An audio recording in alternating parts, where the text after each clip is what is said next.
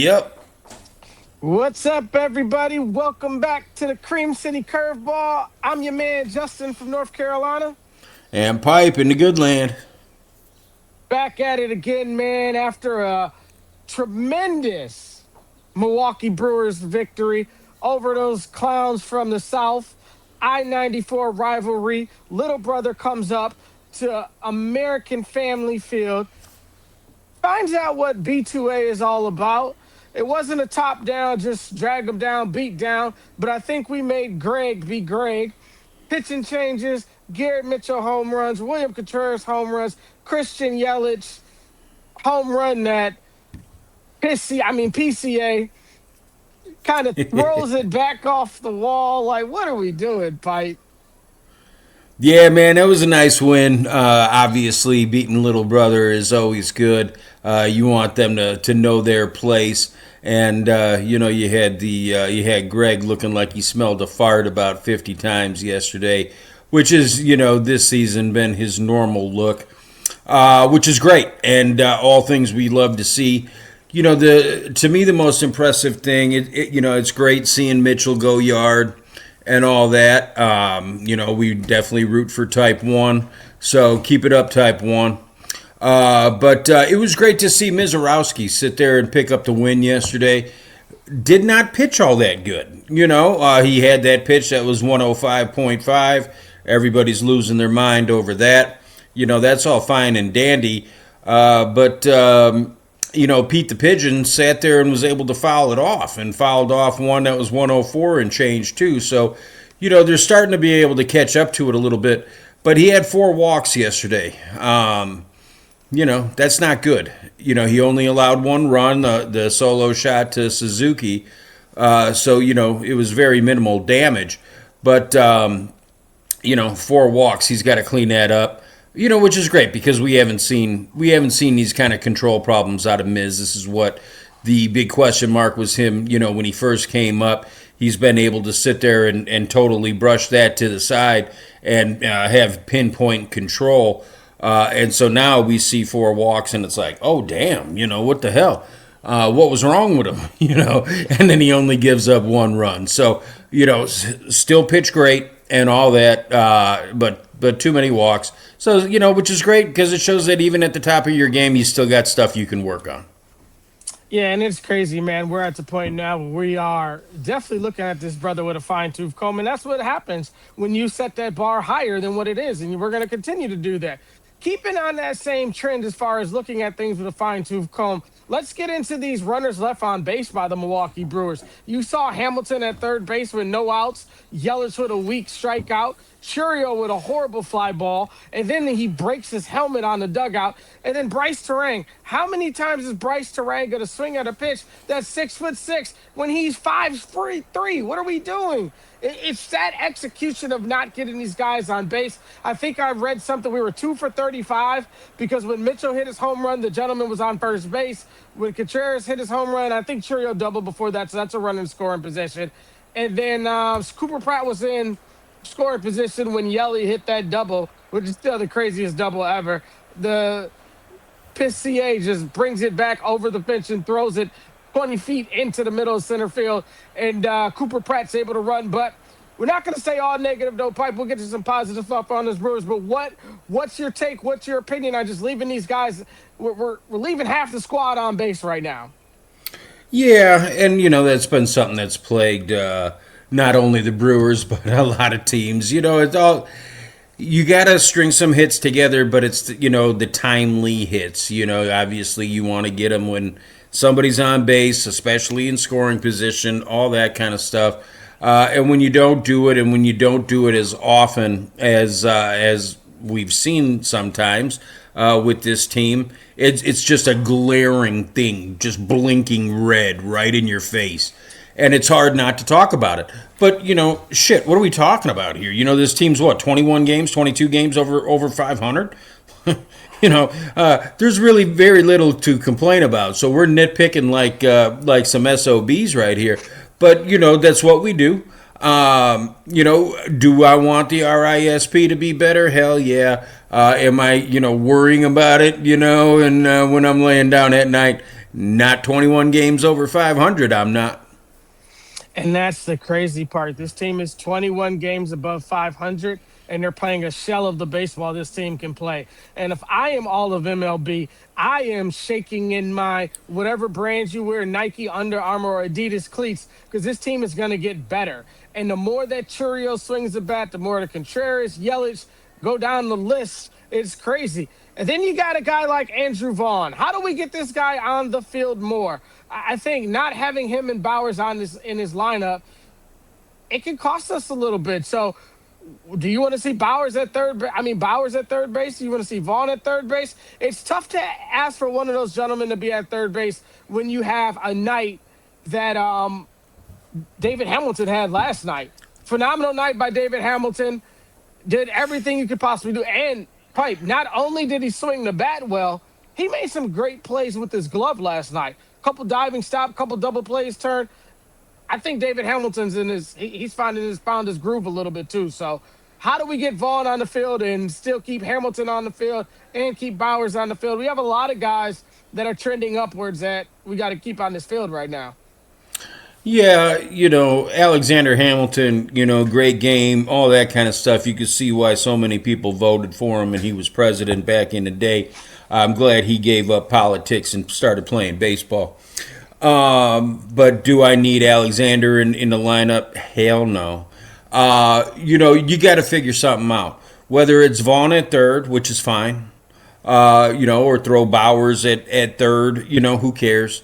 You can either do one of them over there, or you can sit there and, if you look at the numbers, the actual numbers right now, Vaughn is hitting 80 points higher than Christian Yelich.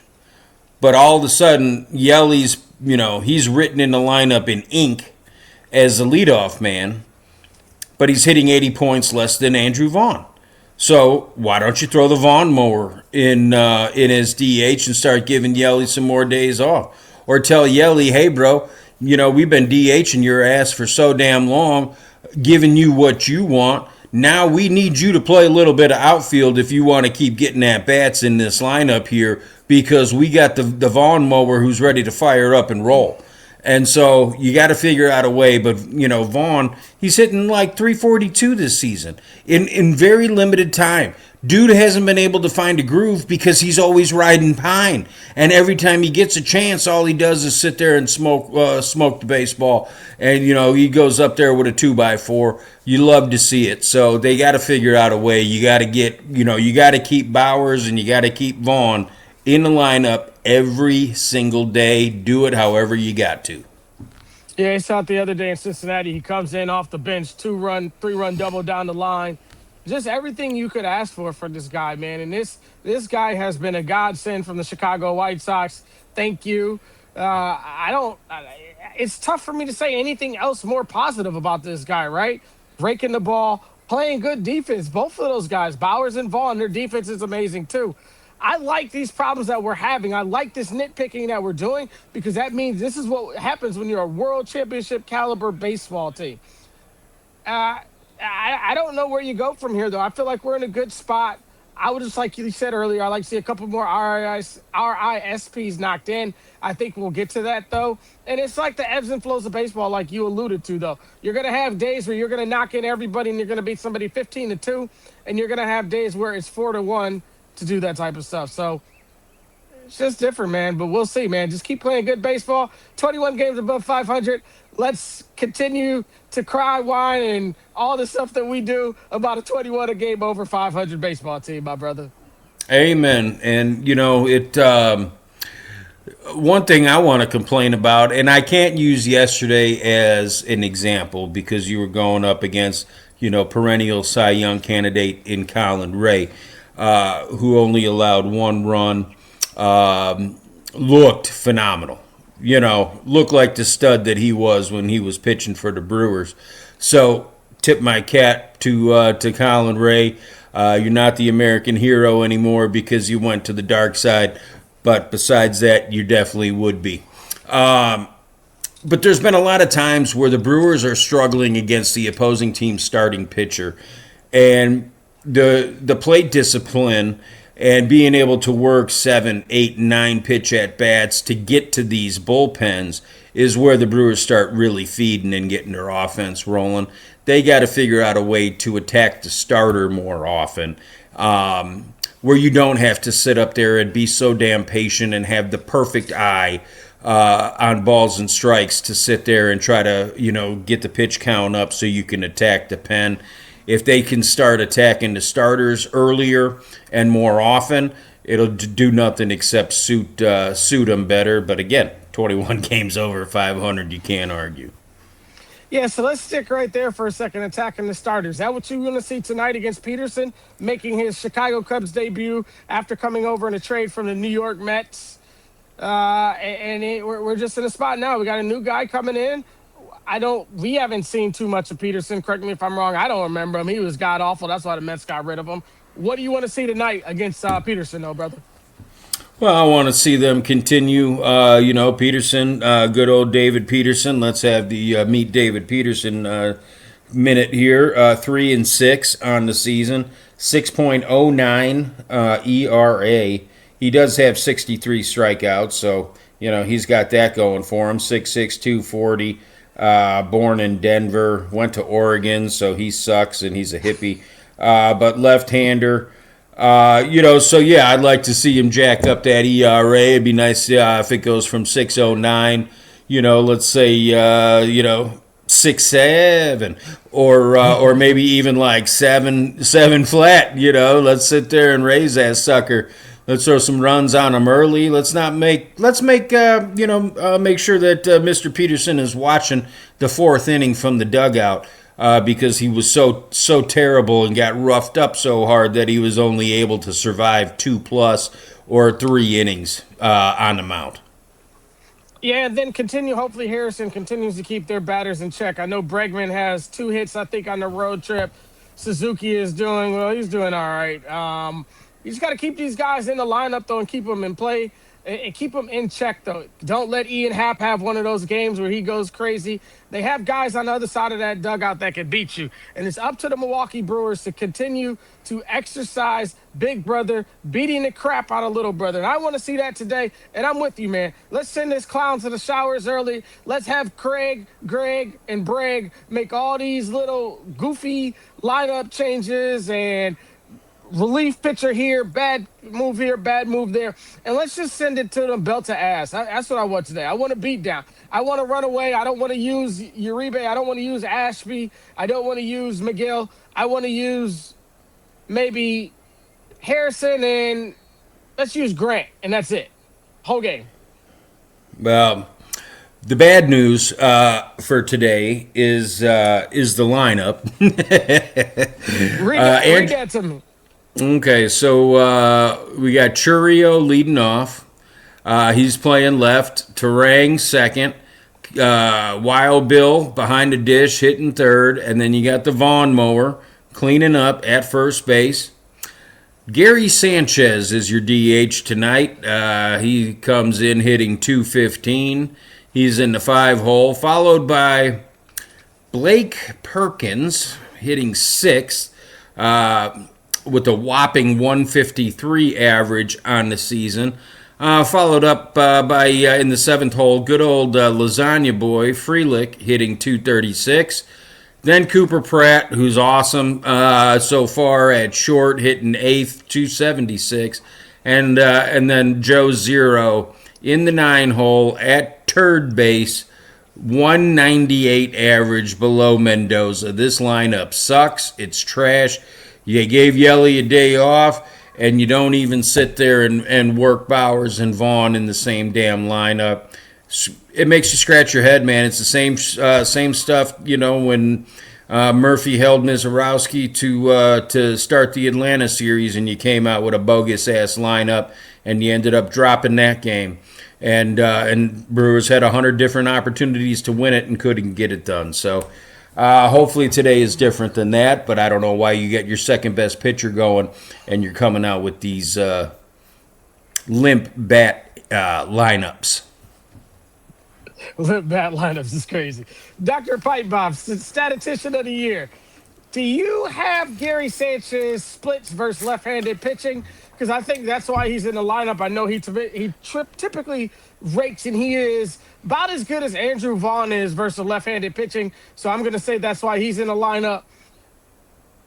Look, man, I don't have anything to say about Blake Perkins. I just hope he does well. That's the only thing I got to say about that. Who else did you say? Sal Frelick down there at the bottom. Johei Otani. I can't even say it anymore. It's so diabolical. Yeah. But yeah, man, I don't know how we're gonna do this, but we just have to. Harrison's good. It almost makes Harrison have to pitch a gym tonight. But let's hope that Murphy's pushing the right buttons in. You know, the two of us will love to be wrong. Damn right we would. And, 5-game winning streak here. They haven't lost a game since they dropped the Mizorowski and Harrison back-to-back games in Atlanta. So they've been perfect since, which is nice. But, that lineup sucks and is hot garbage. But, we're playing a team that's 7.5 games back and hot garbage as well with the dog crap manager. So hopefully it's a just kind of a roll out the helmet kind of game. But you know how these rivalry games are, man. The intensity is going to be at in American Family Field is just it's going to be lit. The fans are going to be into it on both sides. The fans that are beloved and the fans of Wrigley, and so. The intensity is going to be there. It'll be a close game. They all are, it seems. Very, very few are, total blowouts.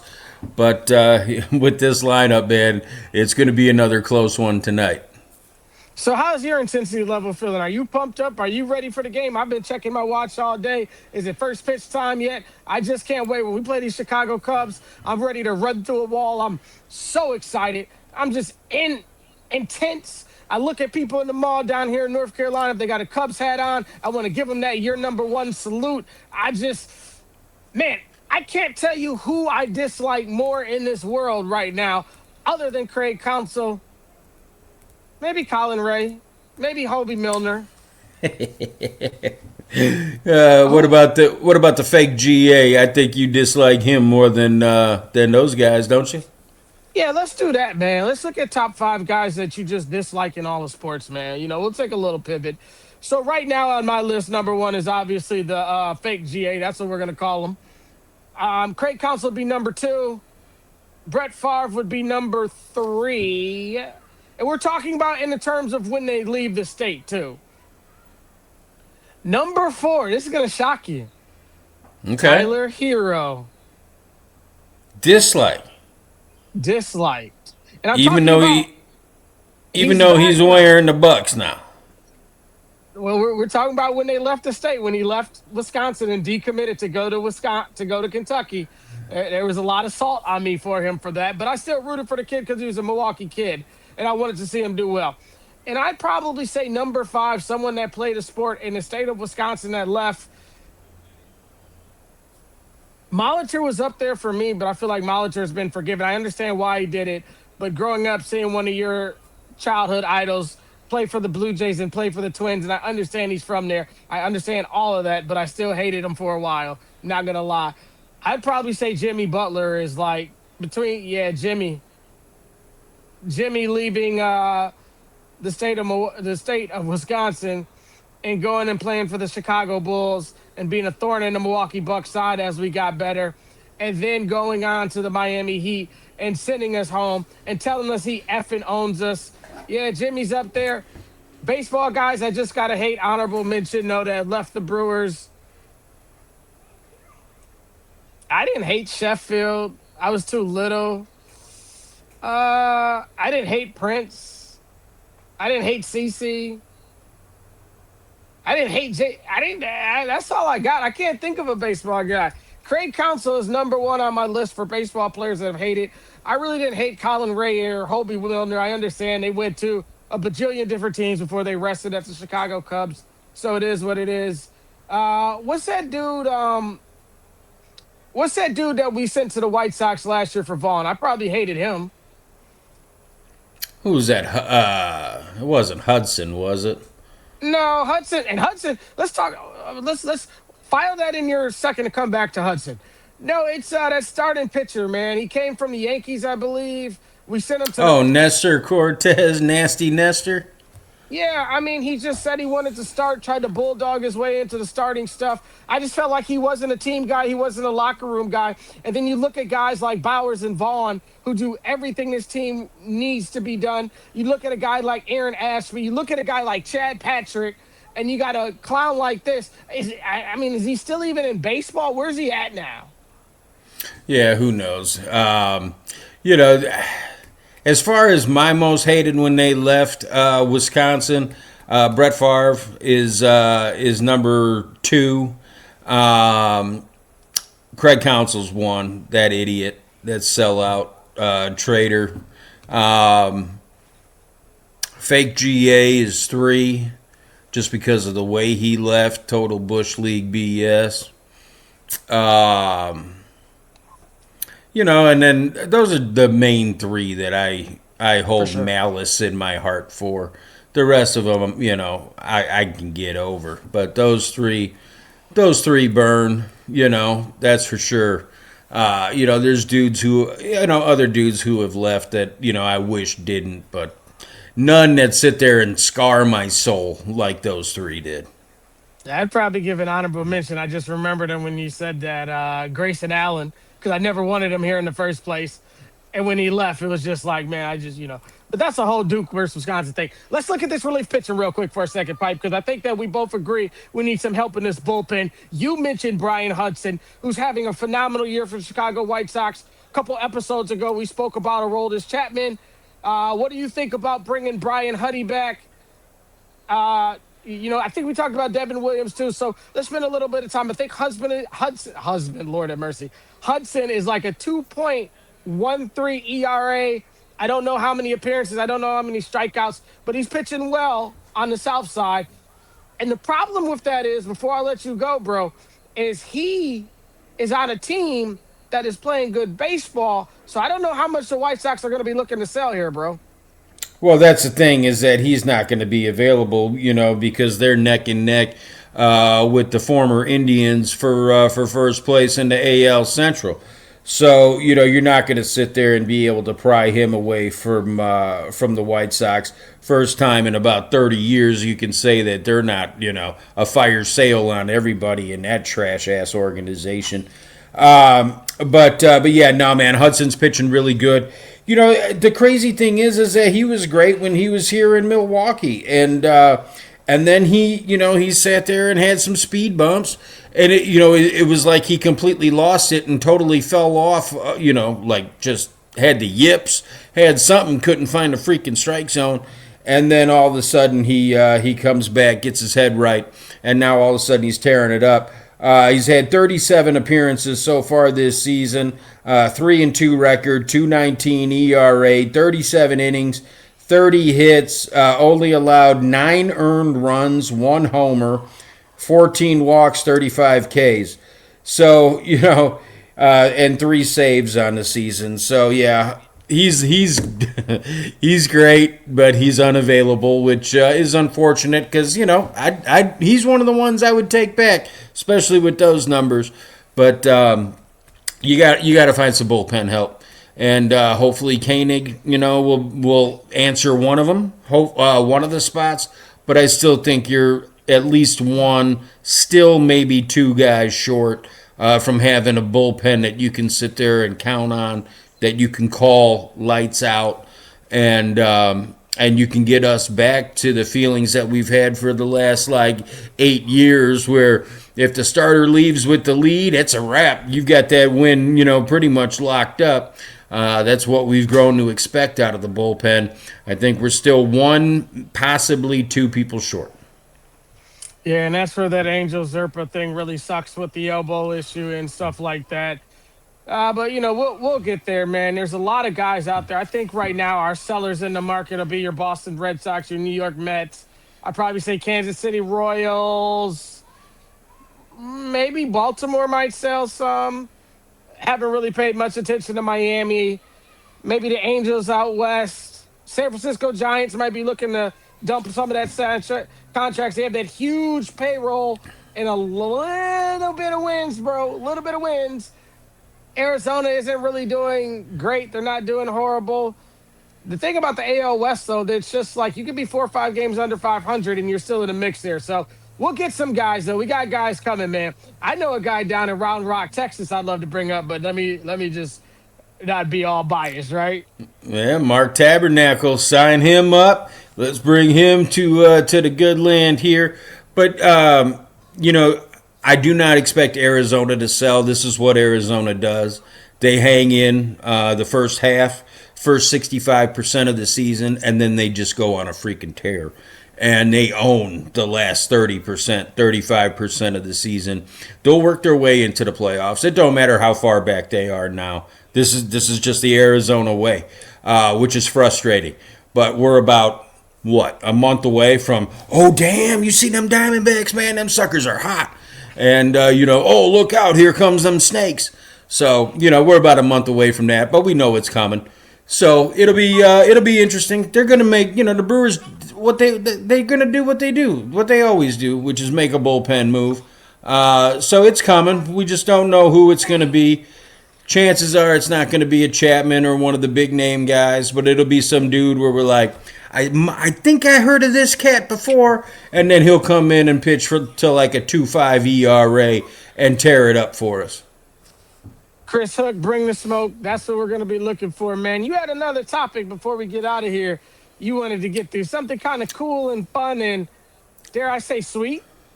Yeah, sweet indeed, man. Old school candy. Now, my kids make fun of me all the time because, I'll sit there and, being type 1 and all that kind of stuff. You always got to have some candy around in case the sugar goes low, all that. And so they always laugh at me when I tell them to go get me something. Because, like, yeah, what do you want? And so, like, Bitto honey, that stuff is good as hell. My wife found some of that, so ate some of them.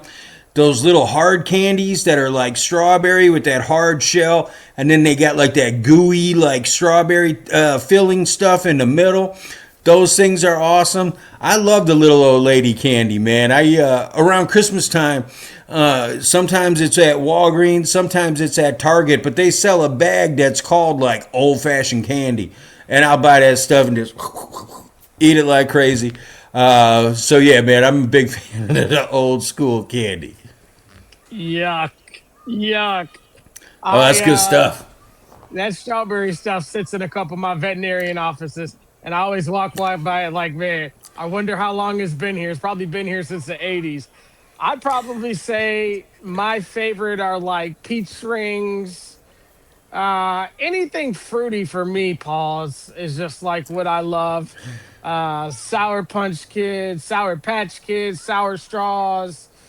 Oh man, now laters used to be my thing if we're talking old Oh school. yeah, oh yeah. Mike and Ike's. Yeah, man. And I'm with you, man. You keep the candy because that's the one time as a diabetic where we can partake in the stuff that folks whose pancreas works get to eat. So I'm with you, bro. But yeah, man, I can't do the old lady candy, bro. I'm sorry, I can't. I gotta be at like 32 for my blood sugar to get into that stuff, man. Well, that's all right. See, you're younger than me, so you're more in with the young folks. All the young kids with the everything's got to be sour or flaming hot, and you know, sour's okay. I could do Sour Patch Kids, but man, I'm at the age now. I eat a handful of Sour Patch Kids, I start sweating. So that's how old I am. But you're young, so you'll enjoy it while you can, brother. Nah, for sure, man. That's a great topic, though, man. Matter of fact, y'all in the comments, y'all on Twitter, you all on Facebook, Instagram. Put in the joint. What's your favorite candy? Us diabetics, when our blood sugar gets low, we want to know what should we go try. I'm old school pipe. I'm gonna stay with my peanut butter and Reese cups. Those are my go-to on the golf course to keep that blood sugar stable. Got the power of the peanut butter in there, the protein, and then you got a little bit of chocolate treat. But Hey, yeah, do man. you like black licorice? No, Oh, so good, so good. and that's why you call him Judas Priester. That's right. That's right. No, no black licorice, no black jelly beans. I do. Will get down on some old school jelly beans though, around the Easter Oh, time, man. And I yep. really love the Starburst flavored ones, the Fave Reds. where it's all your cherry, your watermelon, your strawberry joints. Those are pretty much off the hook. But hopefully Dr. Segala, my endocrinologist, isn't listening today because I'm sure she'll have something to say on that next appointment, right? Yeah, same thing with mine. If my endo is listening, this is just for entertainment purposes.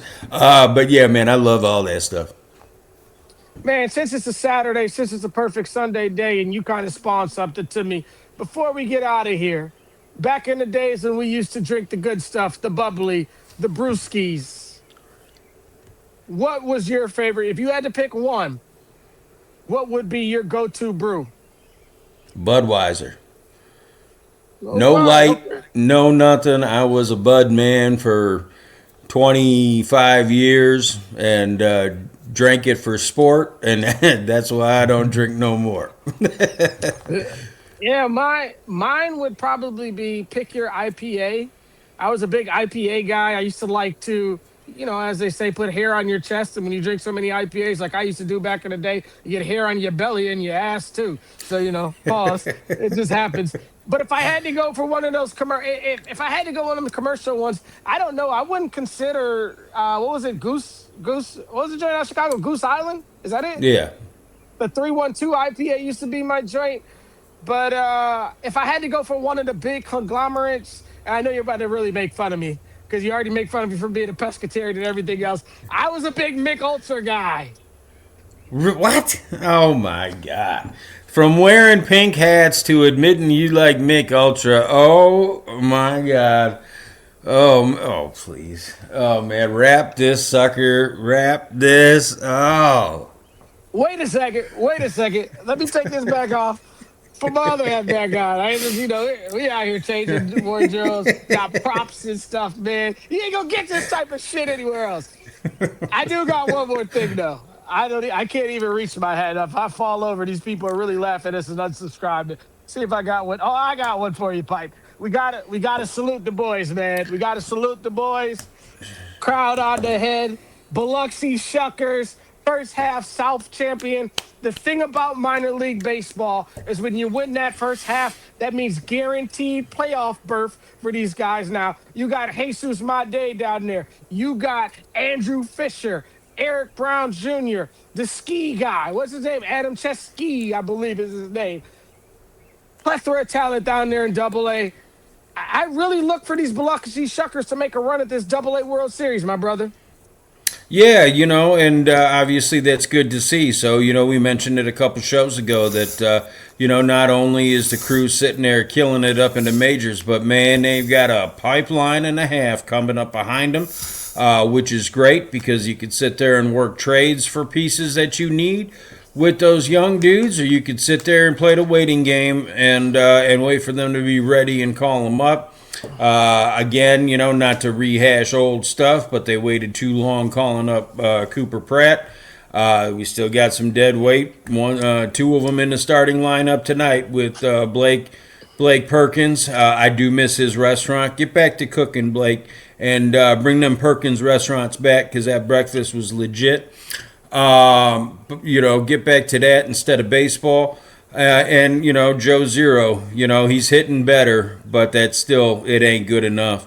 So we still got stuff to work out and more dudes that we could bring up and give a chance to. But congratulations to Biloxi, man, that's awesome. And yeah, you might as well win a title on everywhere you play. The point of playing is to win. And so, hopefully with Jesus on their side, they can get they can get that chip. Yeah, man, because it's definitely not going to happen with these Wilson Warbirds this year. They're kind of in, a growing pain and whatnot. But it's all good though. The last thing I'll say about that is the only thing you may see Fisher. Hopefully, you may see my day and all those guys up in AAA by the end of the year. That would be ideal. Let's hope that Pipe is wrong about these guys in the lineup tonight. Let's hope that Perkins goes 3 for 4, and let's hope Joey Ortiz goes 2 for 3 with a shot over the. It used to be the Associated Bank side. Hey, real quick, my youngest loves Madison, Wisconsin, because you can still get your Perkins breakfast there, my brother. So next time you got an appointment up there, you might want to roll through one of those Perkins. And we'll try to give you a top two, top three, top five of something that we have. I think on the next video, Pipe, let's do top five chain restaurants that we like to eat at that are now defunct or you can't get anymore. Okay, sounds good, man. I get some homework to do now. But for a fat man, that ain't nothing. That'll just make me hungry again. And you folks in the comments and stuff, give us things you want us to rank. We're all about it. We can do top five favorite baseball players ever from the state of Wisconsin that did not play for the Brewers or did play. Whatever you want to do. Pick a topic, we'll rank it. What else you got tonight, Pipe?